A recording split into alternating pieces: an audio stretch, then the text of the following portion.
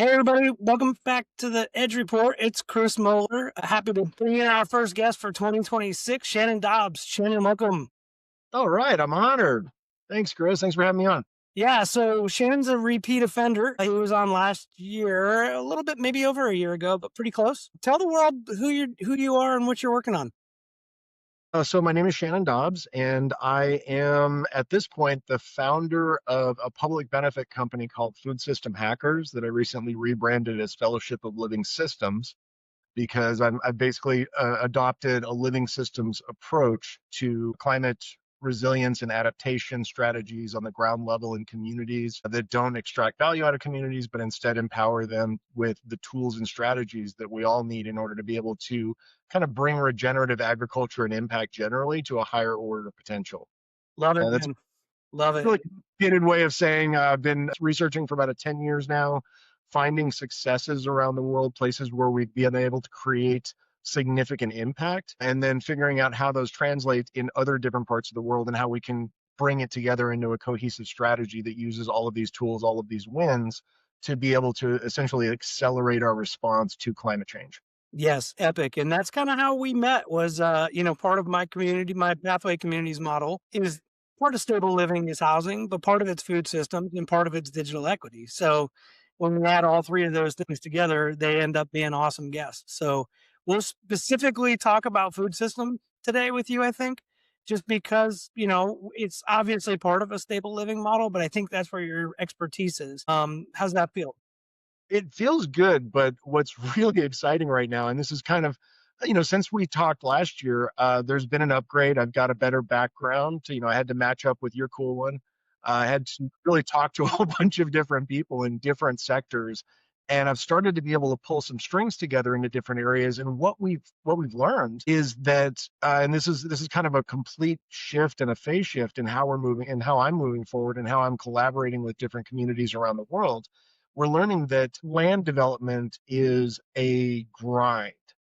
It is, and it is especially a grind when you're trying to get funding for land development, because not only are you trying to get people and foundations and organizations interested in investing in this land, you then, as a regenerative person, have to convince them that they have to wait longer to get it. And that is kind of a fundamental mismatch that's been really bogging down the movement and the effort to be able to do things.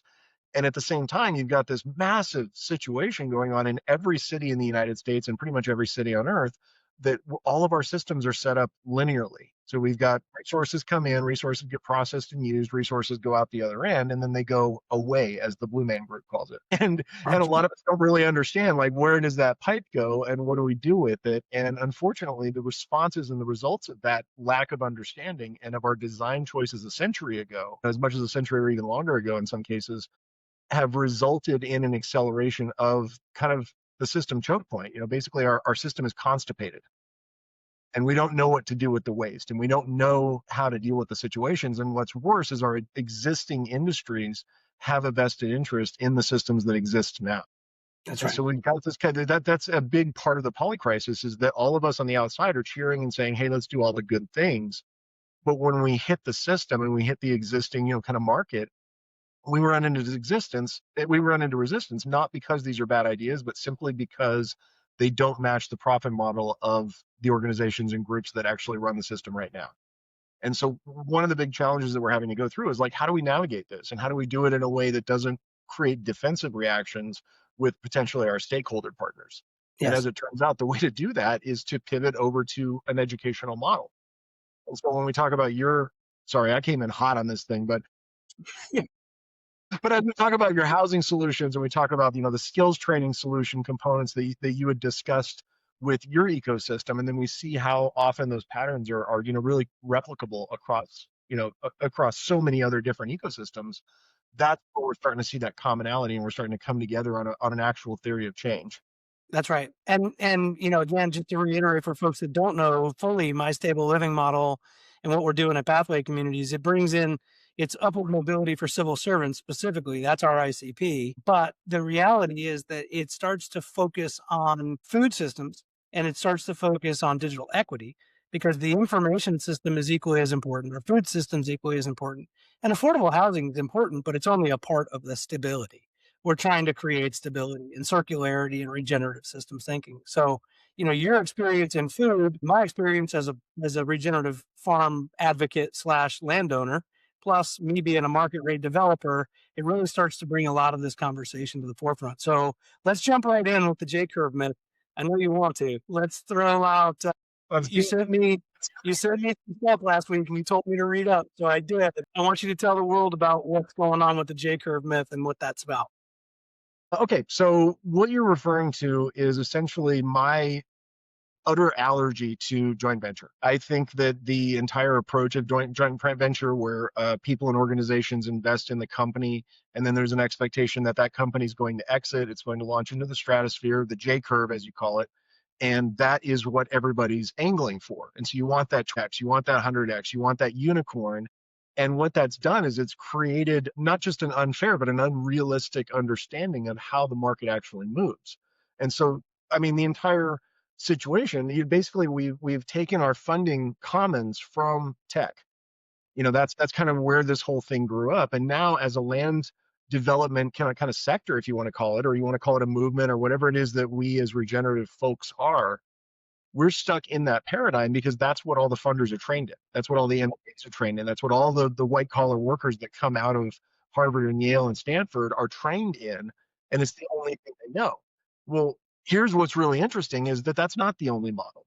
It's by far not the only model. And as a former commercial property owner and business owner, I was running nightclubs up in northern Nevada way before I ever got into food as anything other than something that passed across the counter to my customers. And I was able to put together commercial property deals that, with my family, with my friends, with associates, where, the project was perfectly protected. Everybody was passive, everybody was kind of standing aside, and it's old school stuff. It's land syndication contracts. You can come in, and as long as you've got that land as an anchor, you can, create that surety for the investors to come in. You can put them into a vehicle where they get a reasonable return on investment. They get to exit by refinancing to a community trust, which means that the asset that you're developing actually inures to the benefit of the community long term instead of getting extracted out. Mhm. And everybody wins. And the reason why we don't have these conversations is because, kind of the finance consultant sector is held captive by these people that really only know one approach. And so one of the big things that as the regenerative movement, we really need to get a better understanding about how kind of the nuts and bolts of finance works, to an extent of understanding how to be fluent in figuring out which product works for you and which partnerships work for you and what messaging works for you.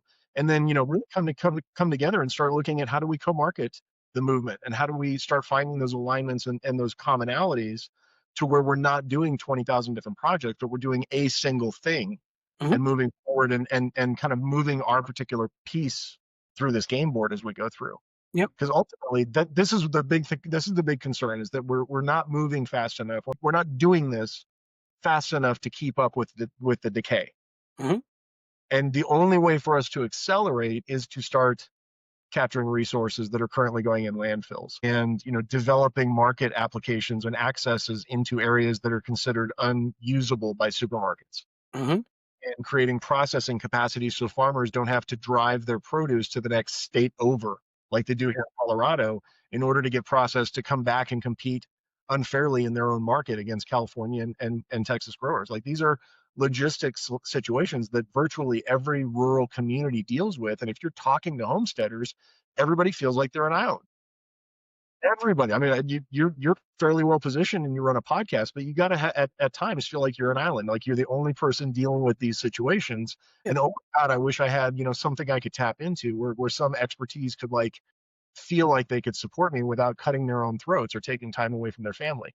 Yeah, there's no question about it. The future of economics looks very different than the past of economics because this is presenting itself as late stage capitalism. And, when there's nothing left to extract, things start to go a little haywire. So the regenerative movement absolutely is focused right now on the right thing that I keep hearing, whether it be a regenerative community or whether it be a regenerative community model or whether it be food systems and regenerative ag. Everybody is starting to look at things in terms of inputs and outputs and the dependencies associated with the methodologies and processes.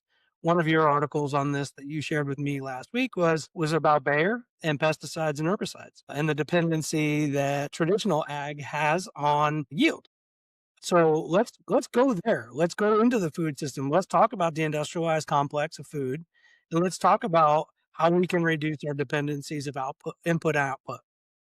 Yeah, let's do that. So the article you're referencing was really interesting. I was just, kind of zoom scrolling or doom scrolling LinkedIn, and I came across this guy that had, that meme where you're sitting there with your feet up on the table and you got your feet up and you got your, like this, and it says change my mind. You've seen that meme, right? Yes, So this guy's premise is, well, if the European Union stops using pesticides, then Africa's going to starve. right, That was his premise. right. And I'm like, wait a minute, what? And so I read through his article and I'm like, and so he's got this challenge up, and I'm like, all right, fuck it, bet. Excuse me. No, you're good. Totally I fine. was like, bring it. Yeah, I was like, bring it. So I essentially wrote in his comments a retort that, okay, the two scenarios, the bidirectional scenarios that you say is like keep pesticides or get rid of pesticides and lose a significant portion of wheat production from Europe, which makes them not a net exporter but a net importer, which in turn collapses the market for African grains, which in turn causes starvation. Like that was his logic chain. And so I'm like, oh, no, no, no, no, no. Okay, this whole thing misses the entire premise that there is a regenerative practice possibility, and that circularity and agroforestry and silvopasturing and all of the different techniques and strategies that have been developed from ancient wisdom over the decades and the generations, apply to this situation. So I basically like kind of playfully ripped him a new one a little bit and kind of went through the whole comments thing. And then after I did that, I went back and read his bio and realized the guy is a scientist for Bayer. Okay. And so I'm like, oh, well, this is a perfect opportunity to, kind of turn this into a little bit of a stake in the ground. And so I went back through, turned it into a full article, put in references and links to different things that people can kind of flow out from and really get kind of almost turn it into an encapsulated, like shot in the dark info dump or info bomb. And I put it out there and I said, you know what, this, engage, feel free. Let's play. Let's have this game. Let's have this conversation at a different level. But here's my scenario, and here's the way I see this playing out when the European continent recognizes that their reduction of pesticides in their own waste stream actually makes them a better contender and a better source material for humisoil technology. Uh-huh. And now we're going back into that conversation we had, I think, last March or April, because humisoil is a waste to value strategy that is fundamentally different from composting. And it doesn't have the turning process, and it doesn't require ridiculous expertise, and it doesn't require a station to do it in. It's entirely mobile. Right. And so that creates an opportunity. And here's the crazy part is this bacterial photosynthesis process grows water molecules. Mm-hmm. China's doing it with their cotton. Yeah, and so this is already being used in 32 plus countries. It was presented at COP28 2 years ago or 3 years ago now, and yet our system rejects it as a market mismatch. Our system doesn't understand how to employ it. Our system doesn't understand that the ocean sargassum and other rack that is plaguing the ocean areas and the conservation groups out on the ocean side can be brought back into land and processed and turned into a topsoil amendment that increases our drought resilience. Right. That wildfire mitigation strategists that are going around and doing clear cutting in order to be able to create, like you were talking about, you got to have gravel in front of your thing. When you're doing a house, you've got to have a fire break. You got to have that mitigation zone. Right. And if the ground itself is growing water molecules, that becomes a consideration. It becomes something that the insurance industries should be aware of. Guess what? They're not. They don't know about it. They're not familiar with it because the consultants, the people who have inserted themselves as the expertise in this situation, they're disincentivized to share this information. They're disincentivized because they see that if this situation actually gets solved, if we manage to solve for food waste, if we manage to solve for food access inequality in our communities, the consultant's job, their reason for being, goes away in many cases. You did a really good job summing the coordination infrastructure that nobody's building, sort of at the end of that article, where you're like, look, I could be wrong, but I don't think I am. Here's a lot of evidence. Here's a lot of what's been going on outside of the traditional complex. Here's the feedback that we're getting.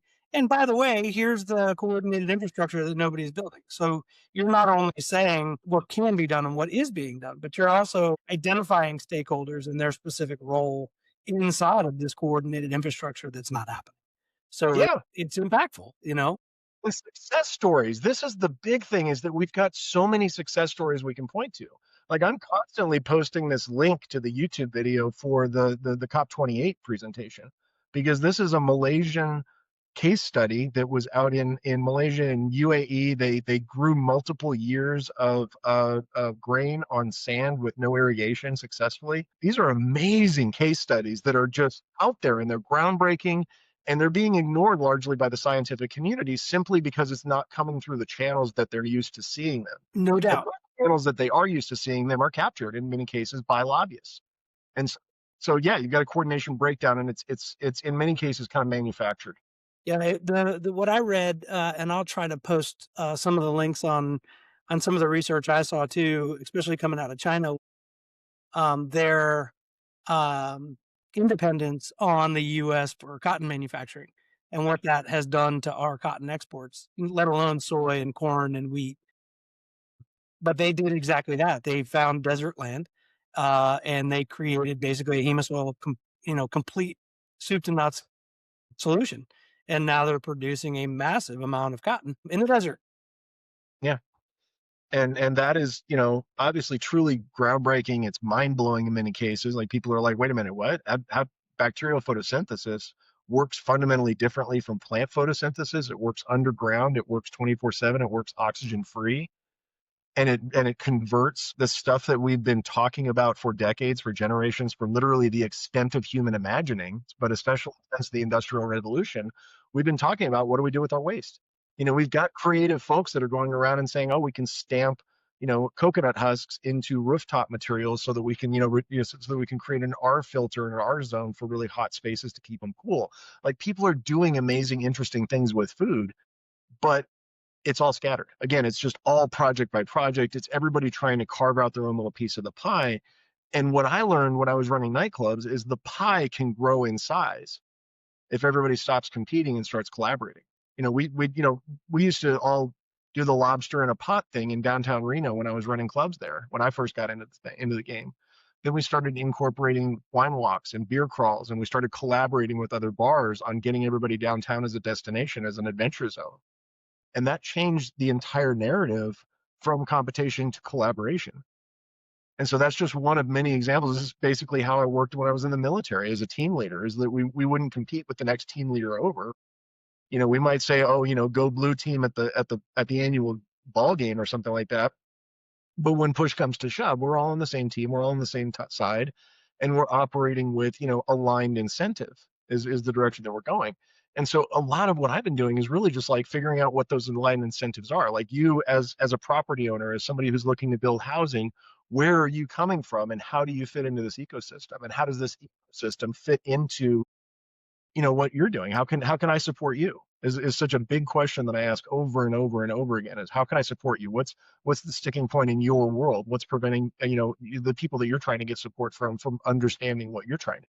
Yeah, and then for us, specifically, it's still traditional economics. It's still general partners and limited partners and capital stacks and internal rates of return and what the expectation is for investors. And, most of the time, a market rate investor or a market rate developer is talking about what comes out of it on the backside in terms of capital. How much Exactly. money comes out of it? That's not at all what we're trying to do. We're trying to say, how much money can we put back into it? And how do we create the community land trust and the deed restriction so that we're creating affordability in perpetuity rather than allowing it to be market rate based and giving people the education that they can make their money in a lot of different ways. It doesn't have to be in all of their wealth, doesn't have to be in the equity of their home. Exactly. And that's actually the overlap that we really need to drill into, because by melding food with housing needs, and by bringing in that skills training and that certification process and that vocational training, really not just component, but really perspective and framework, we can shift all of this from a housing challenge, from a food challenge, to a vocational challenge. And by recognizing kind of the trends of where things are going, this is really important, is just kind of paying attention to the globe and like where everything's going right now. AI is out there now. That's a thing. Everybody's got to just recognize it's not going away. Pandora's not going back in the box. And the estimation and the assumption at this point is that the vast majority of white collar email jobs are going to go away. A lot of the rote repetition jobs are going to be able to be taken care of with automations. I can go into N8N. I can go into what's the Google one? It's really good. It's a free version that you can go into, and you can actually create automation. Like, you can tell it what system you want and what you're trying to do, and it will automatically formulate the automations and work backwards Yeah. into it to where you don't, like, okay, now I don't, now I've got something scrubbing my emails for spam for me. Now I've got, a voice AI that I can shove an article into, and it'll come out with my face. Yeah, so let's talk about that for a second, because a lot of people, like, I've been shouting this into the vacuum too. Software as a service is dead. And the only reason that I say that over and over again is because I have no development background, yet I can develop software. Is it perfect? No. Is it good enough? Yes. So, software as a service, even the revenue model of software as a service being dead with artificial intelligence it's absolutely required. You have to have an interface with artificial intelligence, or else you have to have a team of developers. So it's crazy how we're really starting to put together the parts and pieces into an ecosystem, and that's really the way I look at stable living. It's an operating system associated with housing and food and educational understanding and digital equity and other wraparound services. But it's not just a mortgage with taxes and insurance and a mortgage rate where you have a principal and you have interest. It's not that. That's linear. It's a complete system. And unlike code, and this is really, I think, possibly the key to this entire conversation, is that unlike code, now that we're in the world of AI, you don't have to have a special language in order to access that operating instruction, in order to change it, in order to share it with other people, with other groups. And, even beyond that, we've gotten now capabilities where I can, as an example, I can open up Notebook LM, which is it's a Google product that was originally designed for college students so that you could throw your study materials in there, and it would create quizzes, and it would basically give you an opportunity to be able to get multi-level feedback. But 6 months ago, 8 months ago, they included a component in there where you could develop an AI podcast. And now you got two AIs talking to people, talking to each other about your source materials. And because this doesn't hallucinate, it's unique in the AI space that it doesn't hallucinate. It only works on your source materials, which makes it a very powerful potentially tool. Now it's been integrated with Nano Banana, which means that, and on top of that, it has the ability to use Nano Banana to create video primers, video explainers tools, so they can basically pull this complex information from your website, from your source materials, from your theory of change, from your research that it pulls out for you, and then turn it into a 6 to 10 minute video explaining what exactly it is that you're doing in a language that anybody can understand. And literally any language you want, because again, it's Google. Mhm. So that's the core of what we're so and so what that does is it shifts the Overton window. The Overton window is the wrong term for this, but it shifts the window of what's possible from gatekeepers and expertise, and this ends up being the major bottleneck, over to just access to reliable internet and reliable computer equipment. And essentially that becomes the new bottleneck, because once you get that computer equipment, I can share a PDF with you. I can share, as a matter of fact, I'm going to share a copy of it with you. I can share a 160-page prompt that I developed that retrains your AI and turns it into a regenerative strategist. Mhm. I love it. Completely flips it, it retrains it, it gives it the nuance and the site mechanics and the mind map that it needs in order to truly understand how to be a regenerative partner. And so when we're able to do that and throw that in as a source material into a Notebook LM, and anybody with a free Google account can now access that tool and can now create their own explainer videos and can create their own podcasts and their own reports and their own emails to the county saying, here's how, here's why I want to permit this process. Anybody can be an advocate. Anybody can be a consultant. Anybody can take that role and essentially vibe code their way right through that process. And that's the beauty of human. That's the beauty of the human in the loop, right? I always say to people, I'm inviting the technology into my human loop. I'm not inviting, I'm not inviting the human into my technology loop. We are the humans in control of all this. And I've got a custom GPT that does something very similar. It's goes back through all of economics, and it takes all of the PhD level economic concepts, and it turns them into a non-extractive circular model rather than an extractive linear model. So, I can say what I know, I can say what I've been taught, and it will help me to understand where the opportunities are to reinvest or to avoid the cost or The value of literally having your context embedded into the system so that it understands. And really what it comes down to, I think, is ease of use. Because what I see is a lot of people struggling to find that perfect prompt to feed into the system that it's going to come out and it's going to poop out, whatever it is that we're trying to do that moment. But they're constantly having to reinvent that same wheel and describe it in ever more complex, in ever more complex, iterations and variations, because the system doesn't understand why it's doing it. And when you start going from asking for information to having the AI ask you questions and having it interview you, then you start flipping the script. And Stanford is studying this right now. At the school over in Stanford is like they're formulated. This is the path. This is the way. Like the Mandalorians say, Mhm.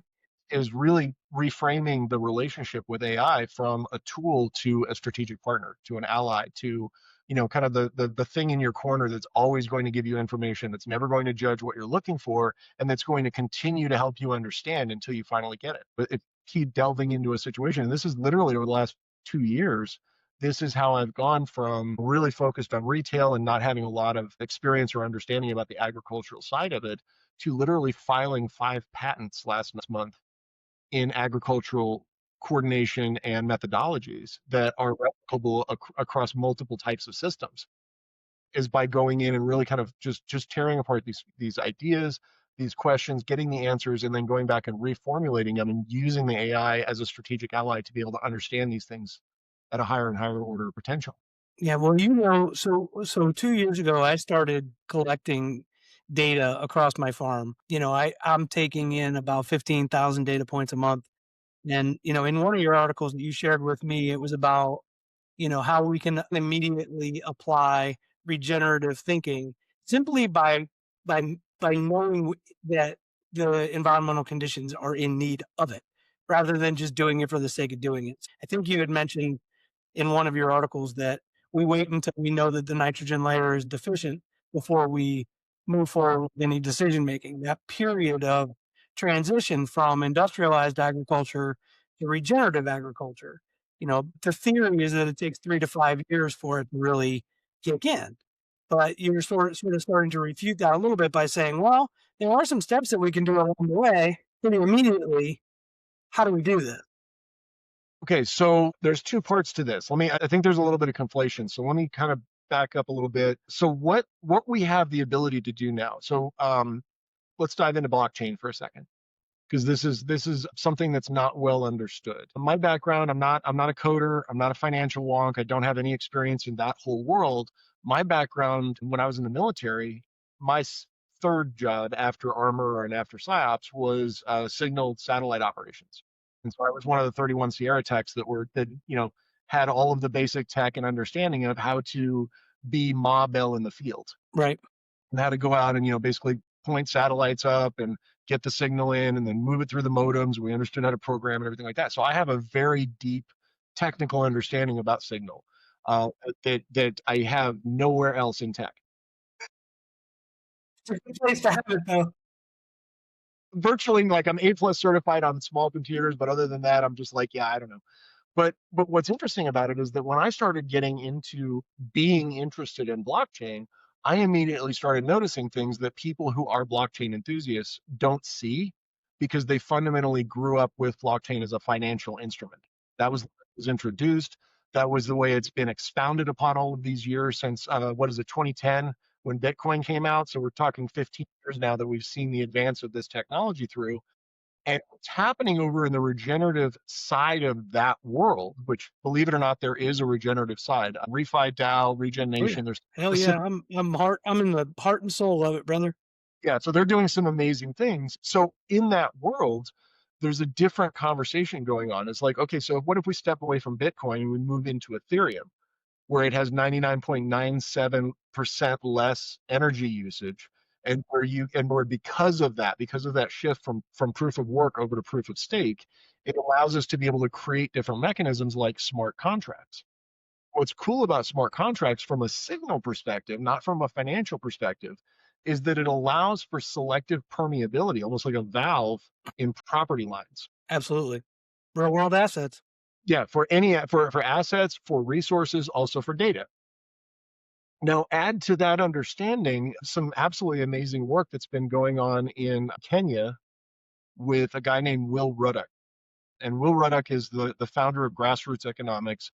And he's been studying for 15 plus years now. I don't know exactly how long he's been out there, but he's been studying how to leverage ancient African coordination methodologies called Moeller and looping them in so that we can essentially utilize our resources below the layer of the market and actually create market solutions and market situations in areas that have no money. So that it's a very important thing what he's doing. So when I saw what was going on in that side of the world, I started seeing blockchain differently, and I started seeing the capacity for incorporating these Moeria concepts not as a financial instrument at all, but as a coordination substrate layer for the regenerative movement itself. No doubt. So really the underpinnings that allow us to be able to coordinate resources through these layers without them becoming a transactional stratus. Understood. And a lot of that too, for me, is chain of custody and provenance, right? So even if we do take it back to economic activity, what we're not measuring now is just that, right? When does an asset finally hit the market? What does the management of that asset look like? What are the transactions associated with that real world asset? And how do we track provenance all the way through and create stable records? And we track that provenance in a way that we're actually incentivizing the groups that are putting those resources into the pool. And that's where it comes back around to the acceleration layer because this guy Kempf, he came out and he was talking about basically like these are the process of regeneration and this is the stratus and this is this is everything that we know in one place. And so I did a review and kind of an analysis of his work and came through it from a perspective of okay, what happens if we start redirecting urban food waste back into the countryside? What happens if we take that linear process and then put the systems in place and literally come at it as the regenerative movement and say, hey, if we form a coalition and we start targeting these areas, I don't want to use the term targeting, but I am an Army vet, so it's going to happen occasionally. But we start looking at like where I live in Eastern Colorado as the entire bioregion, including the cities. Hmm. And Have to. that's key. If you talk to regenerative practitioners, there's a blind spot when it comes to cities over there 50 miles away exist. Yeah, no, you need them.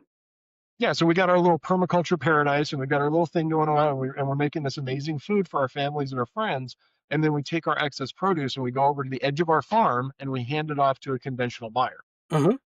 And then that conventional buyer goes through the wholesalers, goes through the retailers, competes on the shelves with every other product out there. Right? And we stop being special. Everything we're doing stops being special. Meanwhile, over in the city, all of this wonderful organic waste from the department, from the fire mitigation crews, from all of these different sources, private companies with, coconut shells Yeah. and husks and spent grain and all of these different products ends up in the landfill, ends up in the burn pile. At best, it ends up in the compost pile, where 70% of it gets outgassed as CO2 emissions, and we have to hire specialists and we have to turn it all the time and we have to worry about bacterial growth and it's just a pain in the ass. And this is something that is recognized around the world as a pain in the ass, and it's the reason why a lot of organizations and a lot of communities don't have these capacities. Again, going back to humus oil, it just all goes back to we've got this transformational process that instead of reducing the pile by 70%, it increases it by 20% Right. because it's growing water. Right. It's making and 1 cubic yard, these windrows that we're looking at building are 5,000 cubic yards each. This is a massive amount of this is scale. Hmm. This is at scale specifically. And 1 cubic yard inoculates 1 acre of land with the same properties, which means that you can spread that around through 5,000 acres of land, or actually 6,000 acres of land per windrow. Now bring that back over to the blockchain situation, to the reputation pooling situation. Now you have an opportunity to approach an agricultural group like ranchers, as an example, who have animal byproducts all over the place that they don't know what to do with. You got everything from pig, lagoons to, piles of horse manure to animal carcasses from USDA processes. Like all of that stuff is a problematic waste situation. Right. Shred that, inoculate it with humus oil, push it into a windrow, cover it with a tarp, you walk away for 6 months. When you come back, you push it out and you start redistributing it through the area. And that problematic food waste has now become a soil amendment that's worth $400 to $500 per cubic yard. Yeah, it's energy. It's all about energy and it's all about physics.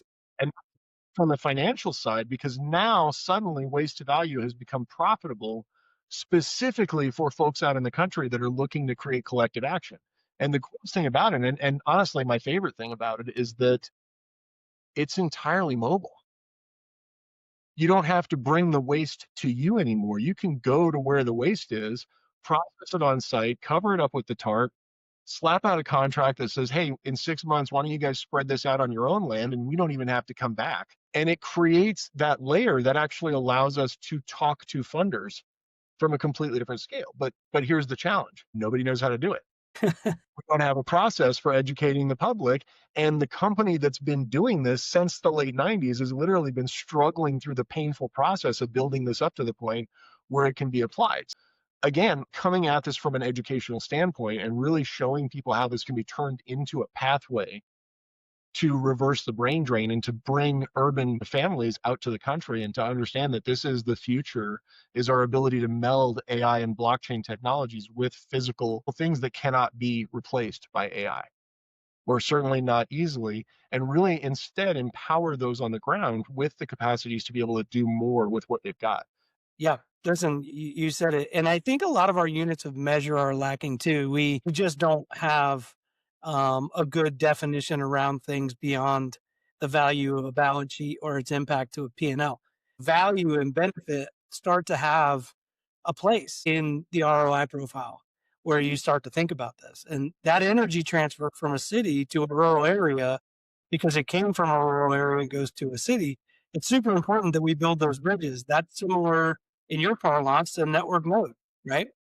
We absolutely, and I mean, not to belabor the point, but if we're able to get, I'll give you a perfect example. If we're able to get a grocery store into a repurposed dead restaurant space, so now you got 1,000 square foot grocery store. It's all dry goods and fresh produce. There's not a brand in sight, no packaging, or as little as you could possibly get away with.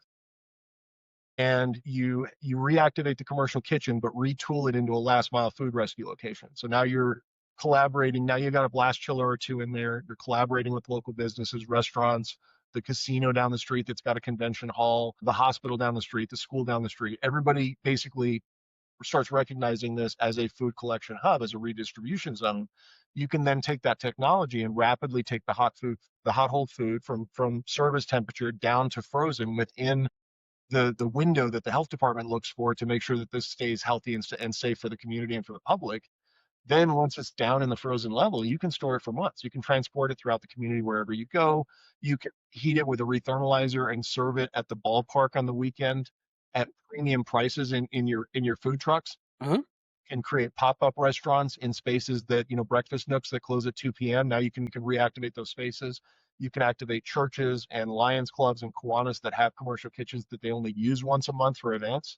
Right. You really start looking at the resources in your community. And so, unfortunately, the people in the city don't see this and they don't want to see this. And a lot of this goes against their paychecks potentially. If their paycheck depends on them not seeing this, they're not going to see this situation. So Uh-huh. that opens up this possibility. Like I just literally got off the phone with this, grassroots kind of nodal organizing group called Bloom. And their whole thing is activating local communities, supporting homesteaders, creating this kind of connection point. And I'm working with them like, hey, let's figure out how to float this global information and these success things down into your level and well, I don't say down, but like over to, kind of the individual nodal level in a way that empowers you to be able to start developing these capacities.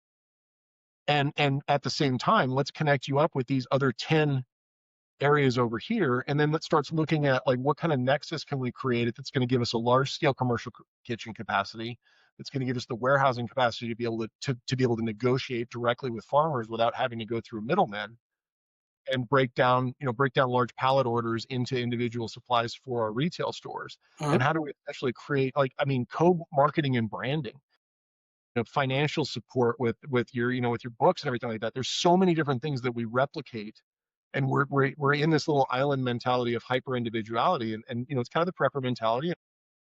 I largely align with it. But I think that if we start moving a little bit farther into what can we do with almost the prepping mentality at the societal or bioregional level, that's where we start getting into a completely different level of KPI. And specifically on the KPIs, if we really kind of reframe this is vocational, the results that we're looking for become fundamentally different. We're not necessarily looking for the soil sample results. We're not necessarily looking for the change in soil health or those things that you do as a regenerative practitioner at them. Hmm. But instead, we're really bringing them into the conversation from a perspective of vocational proficiency, adaptation of school systems, of aligning with Harvard and Yale and Stanford and creating pathways where their training adds to this training. Right. At the same time, creating partnerships with local community college and the state colleges so that their existing support and their existing structures. Ames Community College up in Fort Lupton is a perfect example. They've got ag focus and cooking focus. Hmm. I heard that and I started jumping up and down with joy because I'm like, oh, this is perfect as a workforce developer pipeline in a rural community that's focused on growth, that's focused on how do we make our pie bigger You bet. instead of 30 miles away over in Denver where they're focused on, oh my God, how do we manage all these calamities? How do we keep our little tiny square of the pie from getting smaller? Oh my God, how do we stop this from happening? Yeah, right. And yes, in my backyard, not no in my backyard, and the YIMBY versus the NIMBY. So much of this discussion um, is a people problem, and it's because our linear systems, to your point, can't really accept or understand, let alone calculate what we're trying to talk about. So that top-down approach at the university level is one interesting way, but the bottom-up approach and our younger communities and trying to teach this stable living, what I call the stable living model in the early years, right? Have you had any discussions around that yet in terms of like how we're going to develop these ideas from the ground up? All of them. Yeah, no, every single one of my foci is on how we develop this from the ground up. Like I've only recently pivoted to, oh, by the way, let's contact Khan Academy and find out how we can align their educational processes with these these tools that I've developed. Like that just started last month. Before that, like everything that I've been doing is how do we empower at the community level? And so really fundamentally understanding that the processes that we're talking about aren't that complicated is the biggest thing that we need to do. And I use the steps approach, show the easiest place to start. And it literally is like, what's the smallest, what's 1,000 square foot room in your church you can convert into, you put some shelves in there, put some basic refrigeration equipment, put a POS, a point of sale machine up front, which is just a fancy register, and get your Wi-Fi in place. Go contract with a credit card processing company Mhm. so that they can come through and purchase from you. That is the by far simplest business model you could possibly do. And Yeah, coming from the nightclub industry, I've managed complexity and chaos for decades, and it's like retail's not freaking that hard. yeah, The problem is we've got this fantasy that has been developed since before we were born, and this really is a fundamental shift. Is really understanding what that fantasy is and what it was there for, and then realizing that reason no longer exists. hmm, And that is the reason why we need to shift is because we literally and this goes back to 1930 when the USDA collaborated with a company up in New York to create the first supermarket ever was here in the United States, and it wasn't intended as a business model. It was intended as a marketing effort by the USDA to showcase our country's agricultural might on television. hmm, Kind of facing the Soviet threat and everything that was going on at the time and has been going on since then. hmm. 1989, when the Soviet threat basically went away and the Cold War officially ended, and we no longer had to use this abundance theater in order to get our food into the communities. The problem is by then, the abundance theater had taken control of our country and wiped out all the mom and pop stores, or a very large portion of them, and basically made our country untenable for any other model than theirs. And that's where we started to move toward away from our food model and into our industrialized export model. And a lot of people sort of get those two things confused. We don't eat much of what we produce in comparison to what we produce that's defined by the commodities market in Chicago. Right. Yeah, and the specialty crops specifically are not subsidized. And when you say specialty crops, that's all the fruits and vegetables, That's everything we eat. Exactly. everything besides grains and Yeah. meat. Yeah, so we get meat, grains, and we get specialty crops that are, kind of like the tits on the boar hog. They're completely unacceptable. And there's this, and again, there's this fantasy that that's not sustainable food. That we have to have this commodity food and we have to have this volume, or we can't feed the world. And Yeah. we're going to Well, right. show all this other stuff. Right, and it's very similar to CPI, the exclusions when you're measuring inflation. The total cost of living excludes just about everything. So, we like to keep that inflation rate somewhere under 3%. 2% is optimized. But the reality is, by the time that you bake everything back into the cost of living, inflation is nuts compared to 3%. And you just described capitalism. Externalizing the cost of production is the basic model of kind of how our system works. And the whole point of regenerative practice is to bring those externalities back in and just recognize the totality of what it actually costs us to grow our food. And then recognize the pathways that's going to cause that cost to get as low as humanly possible. And I'm not just talking about the financial cost, I'm talking about time cost. Total cost. Like, oh my God, my time. Okay, so I'm look at me from my perspective. I live in a suburb. I'm a disabled veteran. I'm not going to ever become a farmer. It's never going to happen. You're probably not even ever going to see me on a tractor because that's still painful. And so I'm never going to go that route. But I can sit here in my comfy office chair and I can support 500 or 5,000 farmers in the region Mhm. simply by coordinating the effort to put the capacity in place that will allow those 500 farmers to not again have to leave the state to get processed. We have a short growing cycle in this area, and because of that, there's a unique financial difficulty with putting capital equipment in place. Because in essence, you're sitting there idle with that capital equipment for 6 to 7 months out of the year, and investment money hates that. Like they just don't like that. It's a bad idea. So by collaborating the rural community with urban food waste, we're creating more than one reason for the equipment to function.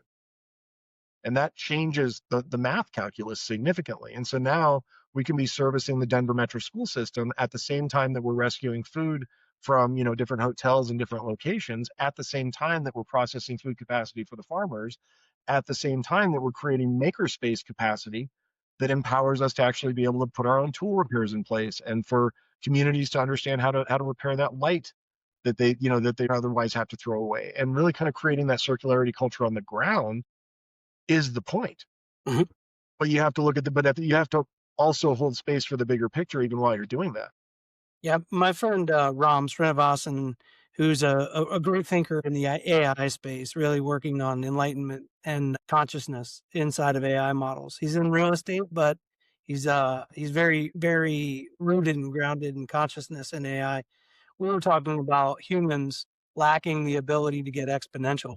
And he always uses the example, if we take one step, that's 1 foot long, in 30 steps, we're 30 feet away from where we started.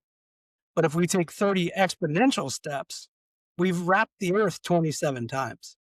So what you just mentioned about at the same time as, at the same time as, at the same time as is exponential thinking. It's And we're, layered is what it is. I can see connections on multiple layers at once, and that has been the biggest challenge that I've had is how do you bring that down? It's kind of like spatial dyslexia almost. It's just kind of the way my brain thinks in different types of 3D patterns. But yeah, I mean, how do you bring that back down? And that has been for me the most amazing aspect of AI, of being involved with AI. Like I got involved with Claude about a year and a half ago writing my third book. And the first two weren't that great, and I shoved them into the context window and said, hey, let's make this better, and brought in the new updated information and the research that I'd done since then, and I came out with the food system revolution. And Mhm, I freaking love that book. It's like 110 pages long. It's an easy digest, but it walks you through all of the different components of literally how do you create a regenerative food system that incorporates city dynamics, mhm, that incorporates bioregional effects and flows, and how do you do this in a way? And so what are the missing components that we're not seeing, and how do mhm. we incorporate those into the conversations we're having? Well, Robert Heinlein was a great author that wrote in fantasy and a lot of futurism, and he always said that specialization was for insects. I think I mentioned that the last time we talked. We're these tools that we have now will allow our brains that have traditionally worked abstractly and allow us to interface with things. And if it's multi-layered or if it's complex, it has no problem cutting through it. It's like you're talking to 100 people, or like you're talking to 20 people, and it has no problem synthesizing that. Bob Weir just passed away this past weekend, right? And if you look at the history of the Grateful Dead, Bear, their music guy, he saw music. He could see the sound. And, whether that's typical or neurotypical or dysfunctional, even according to some people, he could Which he could he could see music, right? So he created, this massive wall of sound, and then through the Grateful Dead over time, I played it out, used it as a lab, and people felt it, and that changed things forever. So we're absolutely at an interesting time. So what's a simple thing? First of all, we only have a few minutes left, so I want to make sure that we get this part of it out. Where can people find your work? Okay, so here's what's going on right now. I founded a public benefit company called Living System or Fellowship of Living Systems. My intellectual property is stored there. However, the majority of what I'm doing is involved with the nonprofit that I co-founded with three other practitioners. And I think you might know one of them, Sage Harper, was involved for a while. And so, yeah, we've been basically developing this nonprofit organization that's designed to be an educational research and development support network that will empower regenerative practitioners to have the tools and strategies that they need at their disposal to be able to have a higher order of impact in their community groups and their projects and their spaces, while also being able to start having these larger conversations together and kind of having that shared space. Mm-hmm. We are nascent. We're just getting off the ground. Still working on updating our website to say any of that at all. Mm-hmm. But that's where we're at. It's at ria.earth, so ria.earth, and we're actively looking for serial entrepreneurs and experienced regenerative practitioners and systems thinkers and folks that are operating in some capacity in this world that are interested in really kind of supporting this commonality and supporting the idea of what's going to happen when local communities like small villages in Kenya, like the one that we're working on near Lake Victoria, get access to computers and get access to consistent Wi-Fi and AI tools that allow them to be able to tell their own story. I think that's where we're going to really start changing how we operate on the ground, is when we start shifting this responsibility for saving everybody from the consulting group and from kind of the savior world back into the communities where we know that they have the capacity to understand these things and to be able to effectuate change on the ground as soon as they get their hands on the concepts themselves and are able to translate that into their own lived experience and their own kind of personal needs. So the vehicle of the Fellowship of Living Systems, it feels like an institute to me. It feels like an opportunity to communicate, convey, share. Is that an accurate perspective? I've only looked at it once. No. So Fellowship of Living Systems is the profit arm of this. It's designed to essentially support land development strategies that are going to be the on the ground functionality that I'm talking about. Regenerative Impact Alliance is really designed to be the IP licensee that's going to funnel this information and these resources into communities through that nonprofit portal. So they're designed to work. The two entities are designed to work together. Obviously, I can do land development without education. I can do education without land development. But because of just the last, again, 6 weeks, this pivot into education, that has centered RIA in a way that we didn't even understand when we first started creating it. And so we're really kind of reframing and reformulating the nonprofit organization as the primary way and the method that we're getting this education and capacities into communities. Mhm. And hopefully having these larger discussions with those communities about how do we create the joint ventures, how do we collaborate with the institutions and the academic groups, and how do we really work together with government and with our own communities and with our neighbor villages to to create these solutions in our capacity. A lot of this is not going to be me. Again, I've got my disabilities. I'm passively retired, and I'm just generating a lot of this 30 plus years of experience in a way that can be effectuated by other groups. So a lot of what I'm trying to do is get a mindset shift away from me as a practitioner or as a consultant, because that's not going to happen, and towards me as really kind of part of the engine of this nonprofit organization. I want to bring in my other practitioners, my other co-founders, and really center their expertise and their lived experience as much as mine, and really give and widen that open so that people like you feel comfortable coming in and providing your expertise and also coming away with something. Yeah. It's a significant challenge. We've spent over a year now on entity formation with Pathway Communities. At first, we were going to file for nonprofit status. Then we were going to file as a public benefit company. And what we realized was that none of that really fit. So we just settled on it being a model. And that's how we describe it now. It's just a model. It's transparent. It's circular.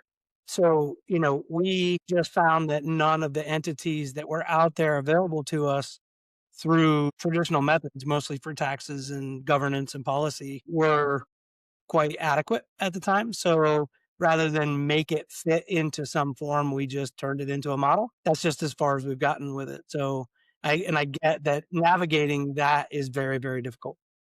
So here's my invitation directly to you, Chris, is we have the nonprofit, we have the Go High Level platform, we have the course development, we have the membership space, and we have an opportunity where you can take that model and you can put it into a situation and into an ecosystem where we can start collaborating around those ideas and where we can Mhm. start cross-pollinating those ideas with other ideas that are coming from other groups like yours.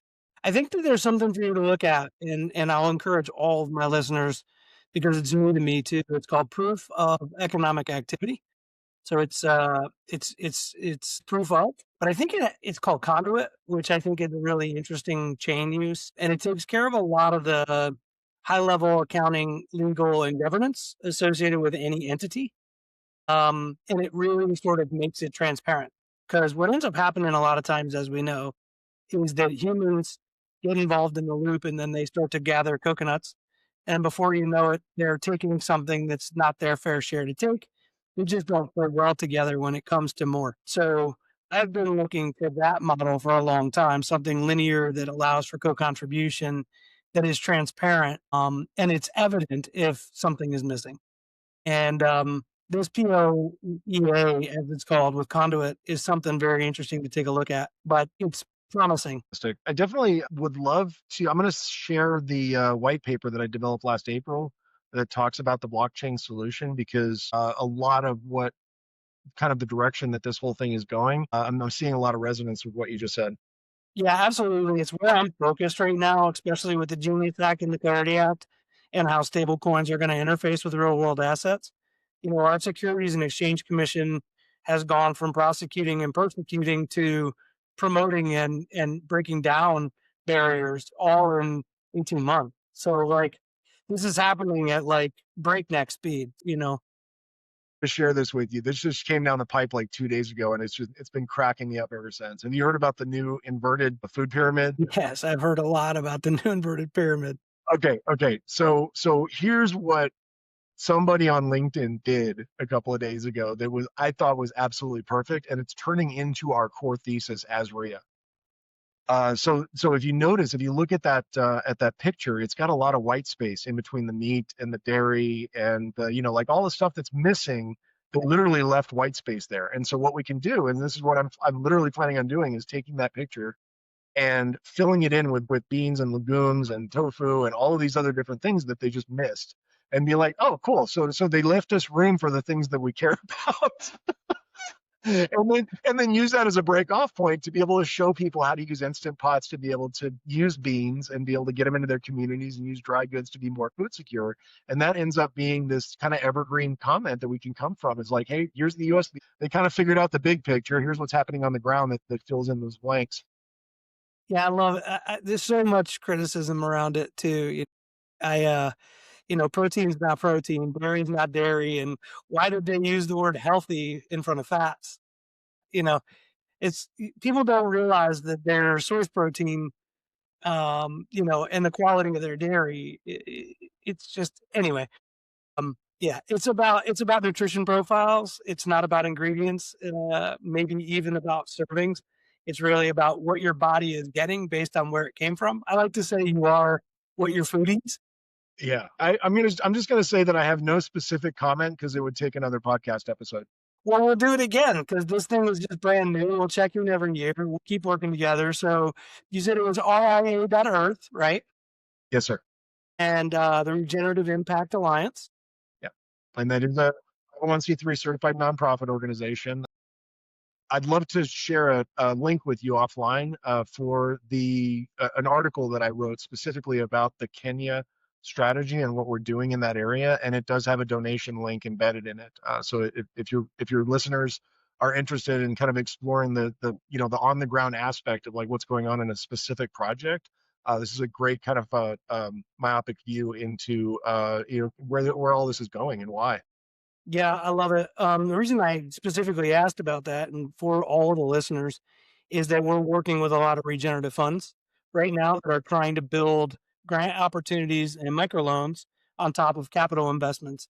And they're really trying to do it the right way. So, rather than it being a linear donation, is there a way to grant some work, or is there a way to introduce a very low interest rate loan that can be convertible into a capital investment? So, Doing loans. What we're doing is equity investment with the land syndication structure. And so what that basically looks at is you got a general partner and a limited partners that come in.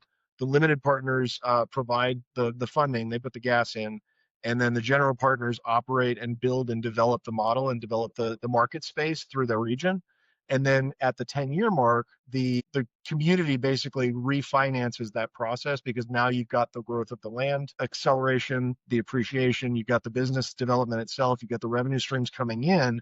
And so rather than being forward looking and aspirational, it's based on 5 years, 10 years of past operations and growth and perspectives.